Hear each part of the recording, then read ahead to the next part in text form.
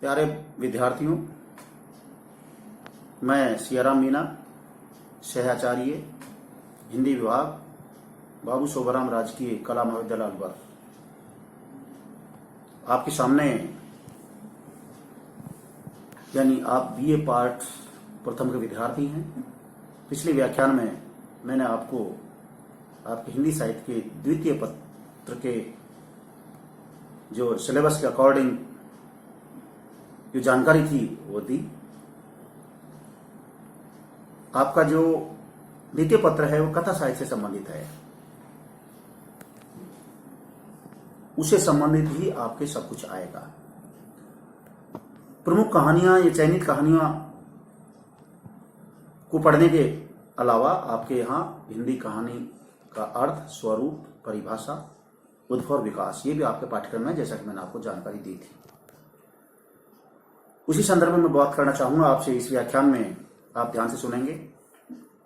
कुछ चीजें यदि आप नोट करना चाहें तो कुछ चीजों को आप अपने पास कागज और कलम लेकर के लिख सकते हैं। तो सर्वप्रथम कहानी का स्वरूप और परिभाषा पर मैं आपके सामने व्याख्यान देना चाह रहा हूं। तो मैं कहना चाहूंगा, कविता यदि मनुष्य का आदिम राग है तो कहानी उसका आदिम पथ प्रदर्शक है। कहानी एक और मनुष्य के हृदय का रंजन कर उसे उदात्त बनाती है तो दूसरी ओर उसे सही मार्ग भी दिखाती है। पंचतंत्र, ईशोपदेश, पौराणिक कथाओं का यही महत्व रहा है और इन कथाओं ने जहां मनुष्य का मनोरंजन किया है वहीं उसे उपदेश भी दिया है। परंतु आज हम जिसे कहानी विधा के रूप में मान्यता देते हैं वह सर्वथा एक आधुनिक विधा है और उसका स्वरूप इन परंपरागत कथाओं के रूप से भिन्न है। संस्कृत में कथा और आख्यायिका दो शब्दों का प्रयोग हमें देखने को मिलता है और आचार्यों ने दोनों स्वरूप और रचना शिल्प की विशेषताओं की विवेचना भी की है। तो सर्वप्रथम मैं कहना चाहूंगा कि आचार्य दंडी ने अपने काव्यादर्श में लिखा है कि कथा और आख्यायिका दोनों को परिभाषित किया है, किंतु जिसे हम आज कहानी कहते हैं उसका वर्णन संस्कृत साहित्य में नहीं मिलता। इसलिए कहानी को परिभाषित करने का प्रयास पहले पश्चिम में हुआ, यानी पाश्चात्य विद्वानों ने कुछ परिभाषाएं दी हैं जो इस प्रकार हैं।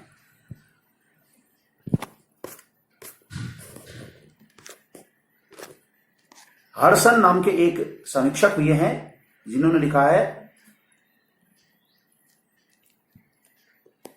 कि कहानी के विषय में कहा है कि उसमें एक मूल भाव होता है। उस मूल भाव का विकास तार्किक निष्कर्षों के साथ लक्ष्य की एक निष्ठा से सरल स्वाभाविक गति से किया जाना चाहिए। छोटी कहानी आकार में इतनी बड़ी होनी चाहिए कि उसे एक बैठक में पढ़ा जा सके। प्रसिद्ध कहानीकार एलेन पने का कहना है कि कहानी वह गद्य विधा है जो आधे घंटे से लेकर के 2 घंटे में समाप्त हो जाती है। वे अच्छी कहानी का निकष कहानी के स्थापत्य में खोजते हैं। इसलिए घटनाओं के कुशल संयोजन में अच्छी कहानी के लिए जरूरी बातें हैं। विश्व के सबसे बड़े कथाकारों में एक एंटन चेखव का कथन है कि कहानी में साधारण से साधारण बातों का वर्णन हो सकता है। इसके पश्चात हिंदी लेखकों ने भी कहानी को परिभाषित किया है।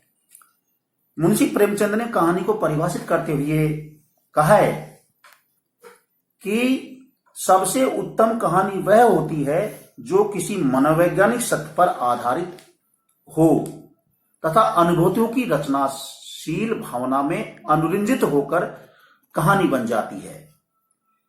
जयशंकर प्रसाद कहानी के सौंदर्य का मूल उसका रस मानते हैं। इलाचंद्र जोशी मानते हैं कि जीवन की परिस्थितियों को स्वाभाविक गति प्रदर्शित करने वाली विधा कहानी कहलाती है। निष्कर्ष रूप में यदि कहना चाहें तो यह कह सकते हैं कि कहानी आधुनिक साहित्य की वह विधा है जो गद्य में और छोटे आकार में रची जाए और मानव जीवन या जगत कि किसी एक घटना, वस्तु, व्यक्ति, स्थिति, मनोभाव या विचार को लेकर के अपना स्थापत्य इस तरह निर्मित करे कि पाठक उसे पढ़कर अभिभूत और रस सिक्त हो जाए। कहानी की परिभाषा को समझने के पश्चात हम इसके जो उद्भव और विकास से संबंधित जो कालक्रम है उसके विषय में भी जानेंगे, लेकिन सर्वप्रथम उनसे पहले कहानी के जो प्रमुख तत्व हैं उनको समझना आवश्यक है। कहानी एक महत्वपूर्ण साहित्यिक विधा है जिसमें वास्तविक जीवन के यथार्थ तथा मानव के अंतर्मन की जटिल चेतना का विश्लेषण होता है। कथा समीक्षकों ने कहानी के मूल्यांकन के लिए उन प्रमुख आधारों को खोजा है जिन पर कहानी का रचना विधान खड़ा होता है। इन्हीं आधारों पर कहानी के तत्व के नाम से अभिहित किया गया है। कहानी के प्रमुख तत्वों के रूप में यदि मैं आपके सामने कहना चाहूं तो मैं स्पष्ट कर देना चाहता हूं कि सर्वप्रथम जो तत्व है, पहला तत्व है कथानक, दूसरा है पात्र या चरित्रण, तीसरा है संवाद या कथोपकथन, चौथा है देश काल और वातावरण, पांचवा है भाषा शैली, छठा है उद्देश्य। कथा वस्तु या कथानक क्या है, इस पर मैं सर्वप्रथम अपनी बात रखना चाहूंगा, आपके सामने कहना चाहूंगा कि वह घटना या कथा जिस पर कहानी का ढांचा निर्मित होता है, वह घटना या कथा जिस पर कहानी का ढांचा यानी स्ट्रक्चर निर्मित होता है वह कथा वस्तु कहलाती है। यानी भावार्थ ये निकला कि किसी भी कहानी कथा क्या है वो हमें सबसे पहले उसी कथा वस्तु से समझ में आ जाती है। कथा वस्तु का चयन कहानीकार मानव जीवन के किसी पक्ष से कर सकता है। वह मानव जीवन से कथानक का चयन कर उसे कल्पना और मर्म स्पर्शी अनुभूतियों से सजाता है। कथानक का विकास 4 प्रकार के सोपानों को पार करते हुए होना चाहिए या होता है। सर्वप्रथम आरंभ, विकास, चरम सीमा और अंत। इनमें कहानी का आरंभ नामक जो क्रम है वो बहुत महत्वपूर्ण है।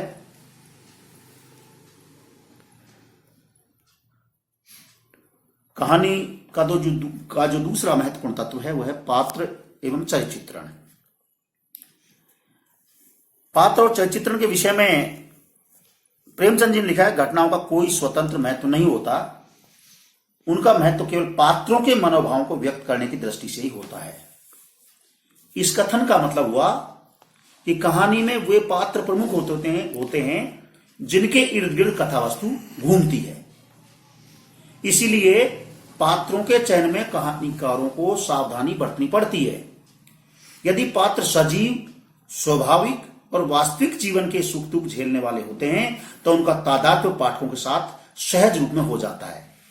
यानी जो कहानी के जो पात्र हैं वो इस प्रकार से अपनी अभिव्यक्ति प्रदान करें जो सहजता लिए हुए हो, वास्तविकता के निकट हो, स्वाभाविकता वाली स्थिति उनमें दिखाई देती हो और उनका चरित्र भी हमें किसी न किसी रूप में सकारात्मक रूप में प्रभावित करने वाला हो।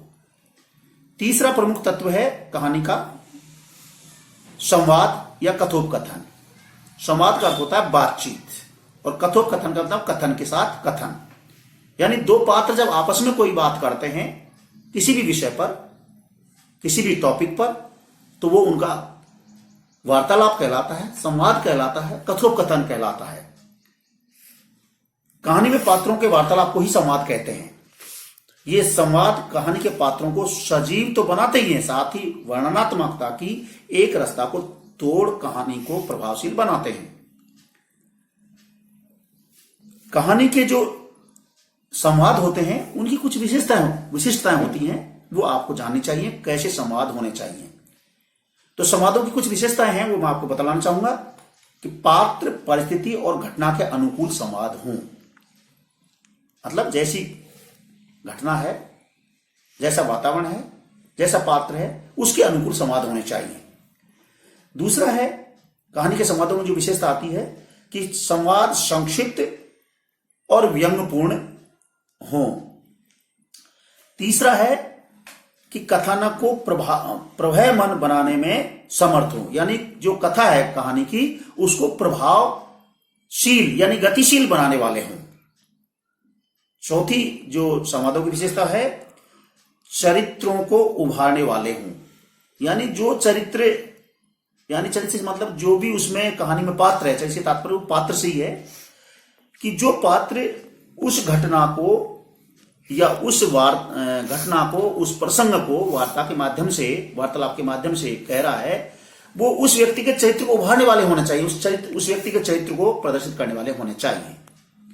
और अंतिम और महत्वपूर्ण जो संवादों की विशेषता है वो बहुत ही जरूरी है कि संवाद स्पष्ट हो और सरल हो, सहज हो, स्वाभाविक हो। कहानी के तत्वों में अगला जो तत्व है देश, काल और वातावरण। वातावरण का अर्थ है कि उन सभी परिस्थितियों का चित्रण करना जिसमें कहानी की घटनाएं घटित हो रही हैं तथा जिसमें कहानी के पात्र सांस ले रहे हैं, और पात्र और उनके चारों पदार्थों का संबंध बहुत गहन होता है। उनका चित्रण न केवल पात्र की मानसिक स्थिति को उद्घाटित करने में सहायक होता है, प्रत्युत सही वातावरण किसी भी कहानी को विश्वसनीय बनाता है। यानी जो कहानी लिखी जा रही है वो तत्कालीन देश काल, यानी जिस देश, जिस प्रदेश, जिस क्षेत्र, जिस अंचल से संबंधित कहानी लिखी जा रही है, उस अंचल की जो परिस्थितियां हैं, जो सहजता है, जो वातावरण है, उसका उस कहानी में समावेश होना चाहिए।